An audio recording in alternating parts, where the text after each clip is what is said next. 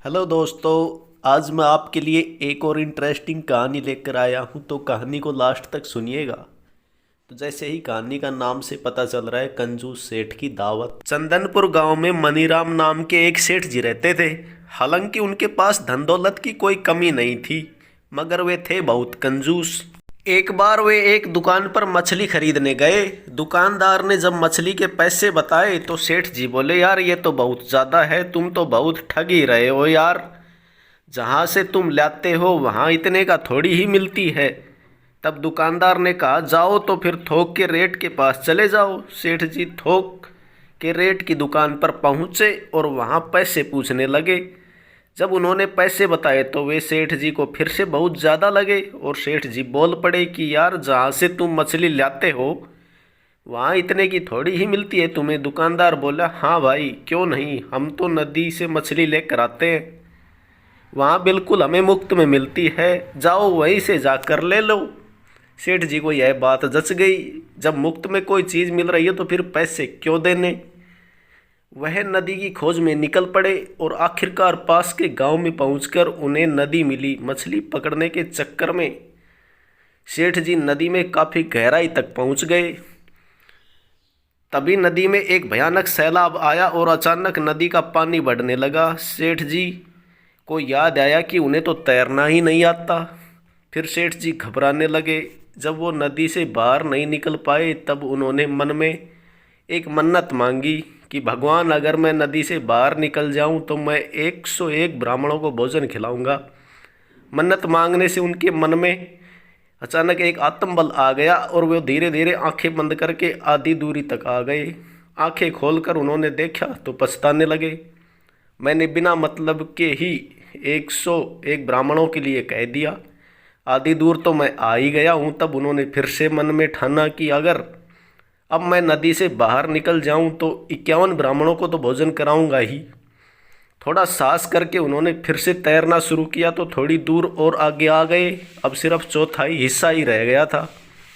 जब उन्होंने देखा कि अब नदी का सिर्फ चौथाई हिस्सा बचा है तो वो फिर बोल पड़े कि भगवान, अगर मैं बाहर निकल गया तो नदी से तो 21 ब्राह्मणों को भोजन जरूर करा दूंगा। ऐसे ही करते करते सेठ जी थोड़ा और किनारे पर पहुंच गए और फिर मन में सोचने लगे कि 21 ना सही, लेकिन 11 ब्राह्मणों को तो मैं भोजन खिला ही दूंगा।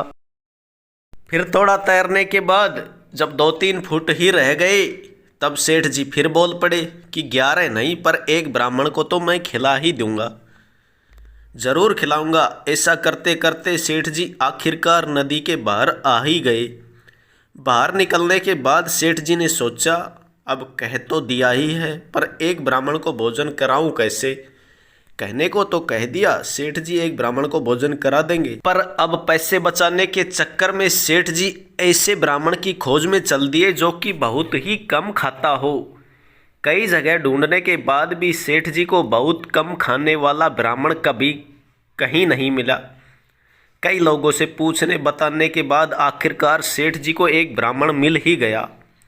सेठ जी उस ब्राह्मण के पास गए और जाकर कहने लगे, मुझे एक ब्राह्मण को दावत करानी है, इसलिए आया हूँ। ब्राह्मण ने सेठ जी से कहा, जी ठीक है, मुझे आपका निमंत्रण मंजूर है। अब सेठ जी ने ऐसा प्रश्न कर दिया जिसके लिए ब्राह्मण देवता तैयार नहीं थे। सेठ जी ने पूछा, आप कितना खा लेते हैं। इतना सुनते ही ब्राह्मण देवता समझ गए कि यह सेठ बहुत ही कंजूस है जो ऐसी बात पूछ रहा है। अब सेठ जी कंजूस थे तो ब्राह्मण देवता कम चालाक नहीं थे।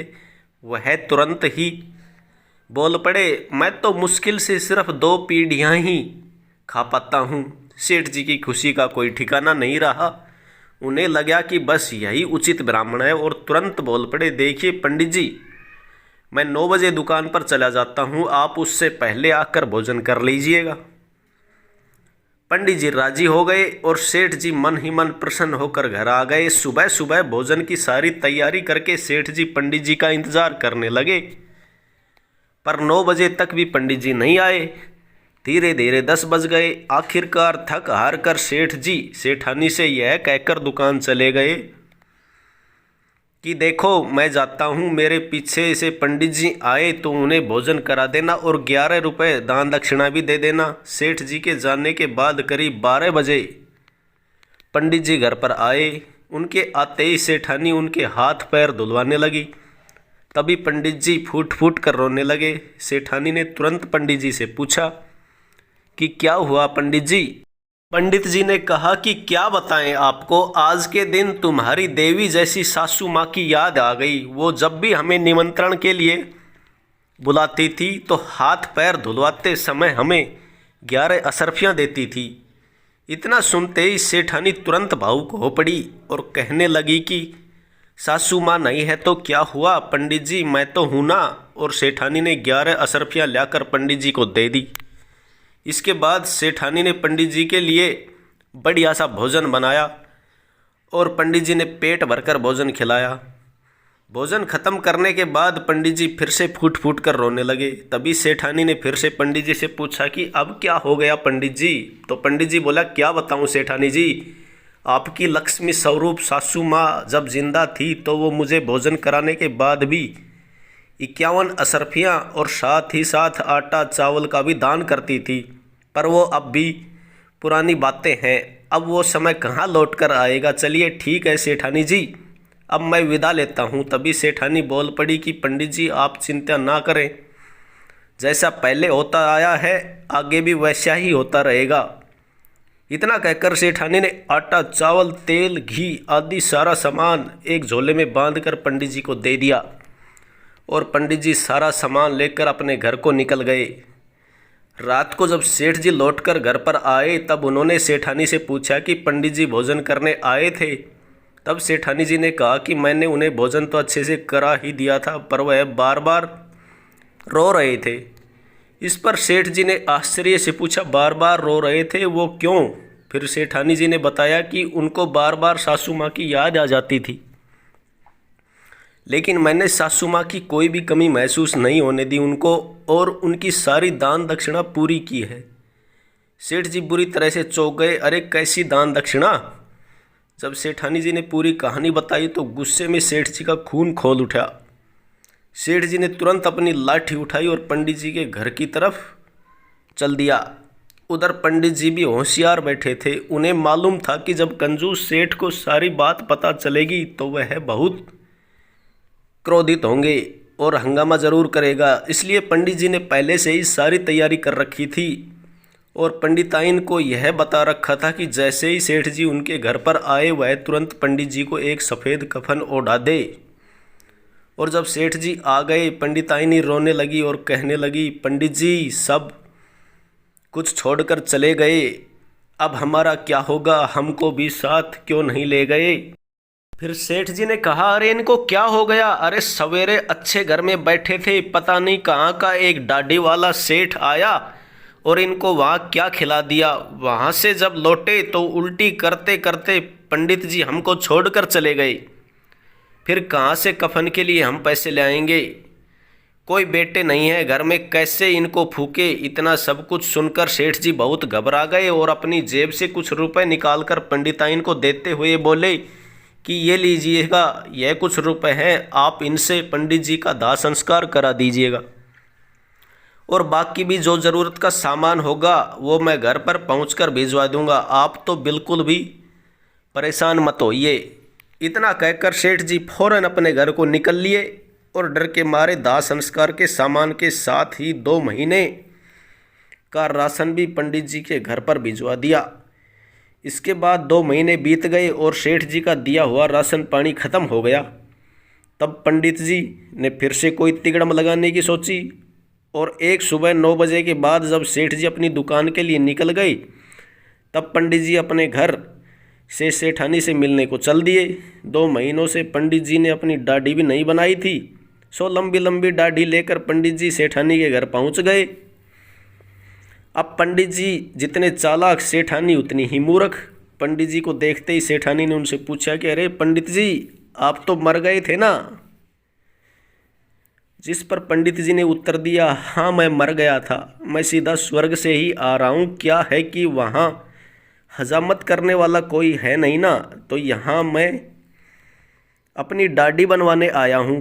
पंडित जी बहुत चालाक थे। उन्होंने कहीं से पता लगा लिया कि सेठ जी के एक चुटकी नाम की एक लड़की थी जिसका कई साल पहले स्वर्गवास हो गया था। पंडित जी ने सेठानी से कहा कि मुझे वहाँ चुटकी मिली थी, चूँकि मेरा यहाँ आना जाना रहता है। तो उसने बोला कि पंडित जी मेरे घर भी चले जाना, मेरे माता पिताजी का हाल चाल पूछ लेना और उन्हें भी मेरा समाचार दे देना, तभी तो मैं आपको समाचार देने आया हूँ। यह सब सुनकर सेठानी जी बहुत भावुक हो गई और पूछने लगी कि कैसी है मेरी चुटकी। ये सुनकर पंडित जी भी जवाब दिए, क्या बताऊँ, चुटकी तो बहुत कमज़ोर हो गई है, वहाँ कोई बढ़िया इंतज़ाम नहीं है ना, फल फूल मेवा मिश्री कुछ नहीं मिलता वहाँ। अब मुझको ही देख लो, मेरी दाढ़ी कितनी बड़ी हो गई है, वहाँ हजामत बनाने वाला भी कोई नहीं है। तभी तो मैंने सोचा कि यहाँ आकर अपनी दाढ़ी भी बनवा लूँगा और छुटकी का भी काम कर दूँगा। अब देखो मैं थोड़ी देर में जाने वाला हूँ, तो तुमको जो कुछ भी छुटकी को देना है, दीवाना हो, वो मुझको दे देना, मैं जाकर उसको दे दूंगा। अब सेठानी जी ने छुटकी के लिए बढ़िया बढ़िया व्यंजन बोरी भरकर राशन सामग्री पंडित जी को दे दी और पंडित जी सारा सामान लेकर अपने घर चले आए। शाम को जब सेठ जी लौटकर घर आए तो सेठानी ने उन्हें कुछ नहीं बताया। किसी तरह सेठानी का दिया हुआ सामान पंडित जी ने 2 महीने चला लिया। उसके बाद पंडित जी फिर से सेठ जी के यहाँ आ पहुँचे। पंडित जी को देखकर सेठानी खिलखिला उठी और पूछने लगी कि क्या हाल चाल है पंडित जी। जिस पर पंडित जी ने कहा, हालचाल बहुत बढ़िया है, अब तो छुटकी एकदम तंदुरुस्त हो गई है। तुम्हारा दिया हुआ सामान देखकर वो बहुत खुश हो गई थी, उसने बहुत खाया पिया, उसने तुम्हारा और सेठ जी का हालचाल पूछा है। और जानती हो, तुम नानी बन गई हो, छुटकी को लड़का हुआ है। अब तो सेठानी का खुशी का कोई ठिकाना ही नहीं था। अच्छा सुनो, छुटकी ने कहा है कि अम्मा से कह देना कि नाती के लिए कुछ कपड़े और शगुन का सामान भिजवा दे।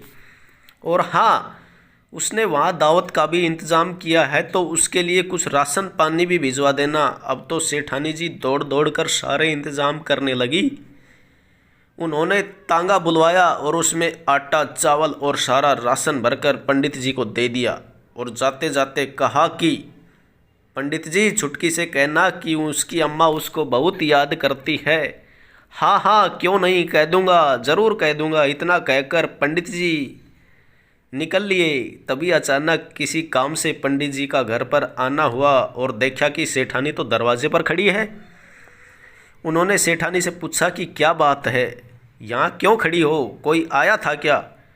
तभी सेठानी ने सेठ जी को बताया कि स्वर्ग से पंडित जी आए थे और आप नाना बन गए हैं। नाना? मैं नाना कैसे बन गया?